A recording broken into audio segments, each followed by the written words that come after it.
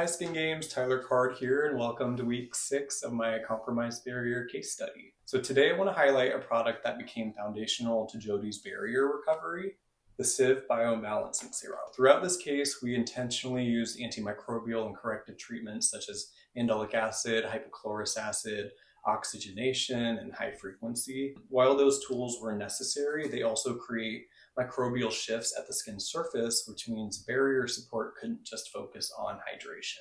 The skin's microbiome plays a crucial role in maintaining the skin's naturally acidic pH. This acidic environment regulates enzymes involved in ceramide production, supports proper lipid organization, and helps prevent the overgrowth of pathogenic bacteria. When the microbiome becomes disrupted, pH can drift upwards, reducing enzyme efficiency, impairing lipid synthesis, and increasing transepidermal water loss, which lowers the skin's threshold for inflammation and irritation.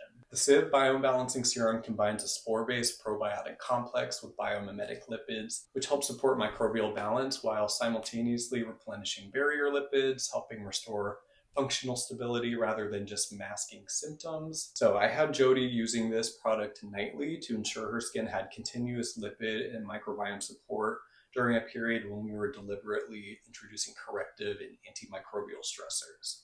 Using this product, we saw far less reactivity between treatments, reduced stinging from actives that were previously sensitizing, and improved moisture retention with no post-treatment tightness and a much more stable baseline between visits. So by supporting the microbiome and replenishing essential lipids, this product allowed us to continue corrective treatments without destabilizing the barrier, which is exactly the balance this case required. Next week, I'll share my professional assessment on how her barrier has progressed overall, and in our final week 8 video, I'll let Jody share her experience firsthand.